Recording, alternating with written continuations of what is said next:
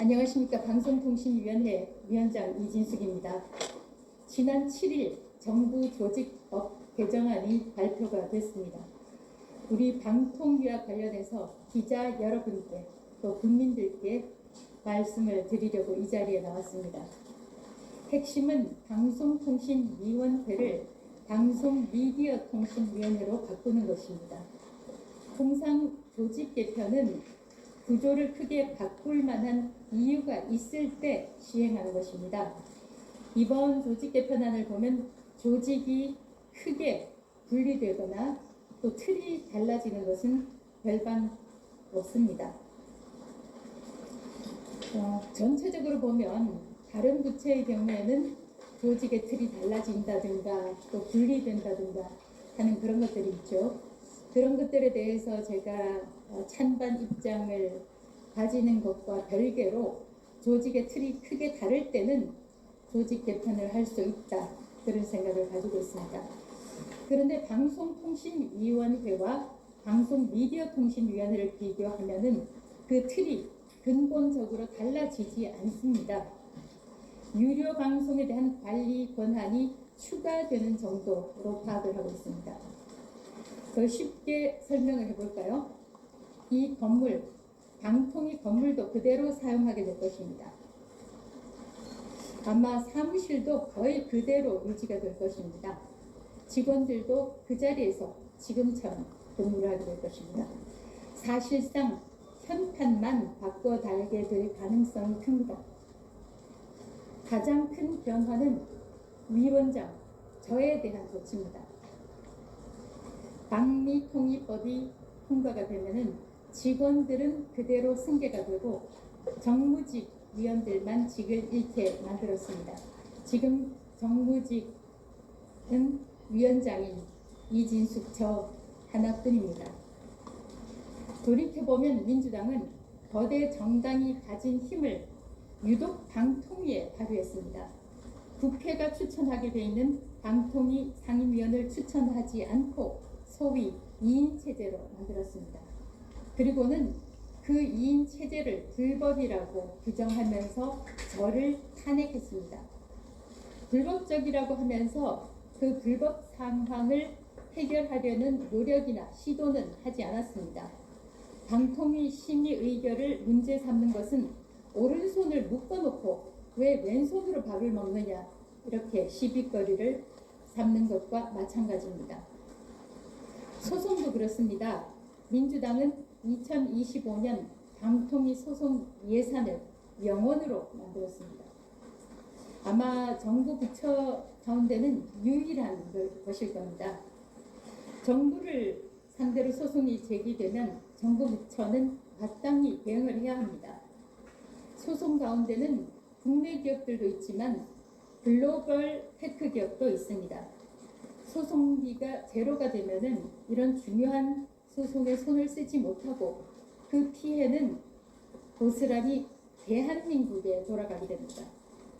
왜 이렇게 소송비를 명원으로 만들었나? 그것은 특정 방송사, 친민주당 성향의 방송사를 보호하기 위한 것이라는 말이 나옵니다. 특정 진영을 위해서라면 대한민국이 피해를 봐도 된다는 것인지 답답한 노릇입니다. 민주당 소속 최민희 국회 과방위원장은 이재명 정부와 의견이 다른데 왜 그 자리에 있느냐, 방통위원장 자리에 있느냐고 물었습니다.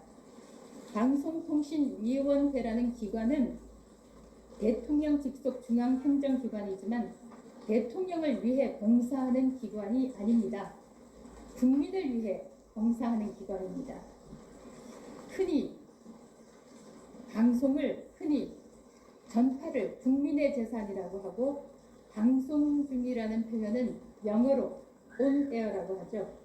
그만큼 방송은 국민들에게 공기 같은 존재입니다. 특정 진영의 소유물이 아니고 대통령의 소유물도 아닙니다. 방송은 윤석열 정부의 소유가 아닌 만큼 이재명 정부의 소유가 돼서도 안 됩니다. 그렇게 되면 국민 주권 정부가 아니라 대통령 주권 정부가 될 것입니다. 그래서 이재명 정부와 의견이 다르기 때문에 이 자리에 있어서 안 된다는 말은 매우 위험한 발언입니다. 저를 찍어내고 나면 이 자리에는 정부와 의견을 같이 하는 이사가 위원장으로 올 가능성이 매우 큽니다. 과방 위원장 말에 따르면 그렇습니다. 정부가 하는 정책에 박수를 치고 공감을 표하는 인사를 앉힐 때 우리나라의 방송은, 언론은 과연 독립적인 것일까요? 정부 조직 개편 필요합니다. 기능이나 구조가 크게 달라질 때 그렇게 함으로써 또 효율적인 기능을 할 수 있을 때 조직 개편 할 수 있습니다. 그런데 사람 하나 찍어내기 위해서 정부 조직 개편이라는 수단이 동원된다면 그 정부를 민주적 정부라고 할 수 있겠습니까? 유료 방송 관리 권한을 방통위로 이관하는 문제는 그간 줄곧 논의돼 오던 이슈였습니다. 방통위라는 이름을 유지하고도 진행 가능한 문제입니다. 그럼에도 방통위를 방미통위로 바꾼 것은 부칙에 있는 정무직 임기 종료 규정 때문입니다. 이진숙 면직, 사실상 축출이 목적이라고 할 수 있습니다. 많은 언론이 그렇게 해석합니다. 저는 임기를 시작하기 전부터 탄핵시키겠다는 협박성 발언을 들었습니다. 두 사람으로도 회의를 열고 심의 의결할 수 있는데도 다수당 민주당이 불법이라고 하니까 불법이라고 생각하는 사람도 생기더라고요. 민주주의는 다수결이라는 대원칙을 만들었지만 다수가 항상 옳은 건 아니다 라는 것을 방통위원장직을 수행하면서 몸으로 직접 알게 됐습니다. 저 한 사람을 뽑아내기 위해서 경찰의 고발, 감사원 고발, 공직자윤리위원회 조사 요구, 공수처 고발 등 다수의 고소 고발건이 있었습니다. 저인망식으로 고소 고발을 하더니 국무회의에서 직무 배제시키고 국무회의에서 배제시키고 심지어 정상적인 휴가 신청도 반려했습니다. 휴가를 못 가서 불만이란 게 아닙니다. 이렇게까지 괴롭혀서 사퇴시키려고 하나 생각이 들기도 했습니다. 한 사람만 남아서 중요한 안건 심의도 못하는 상황입니다.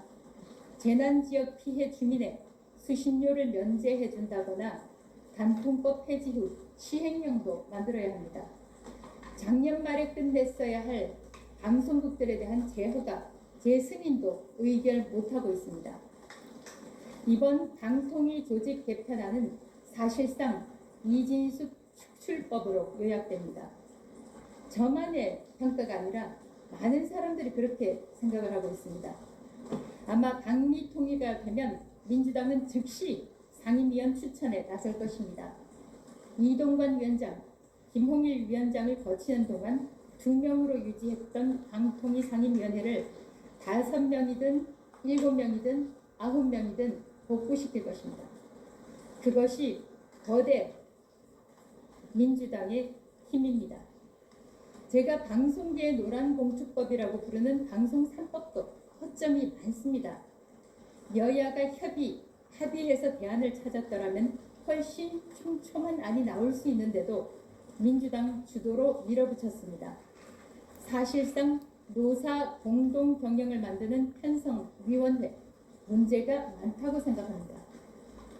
그런데도 거대 여당 앞에서 야당의 의견은 반영되지 못했습니다. 과천 정부 청사 주변에 수백 개의 화환이 전시되어 있습니다. 이진숙 개인에 대한 지지와 응원의 뜻도 있겠지만 법까지 바꾸어서 사람을 잘라내려는 다수당의 시도에 저항하려는 분들의 의사 표명이라고 생각합니다. 법을 바꾸어서 사람을 잘라내는 것, 그것이 펄지, 숙청입니다. 법에 의한 지배가 아니라 법을 바꾸어서 법을 지배하는 것, 그것이 레볼루션, 혁명입니다. 예, 이상 말씀드렸고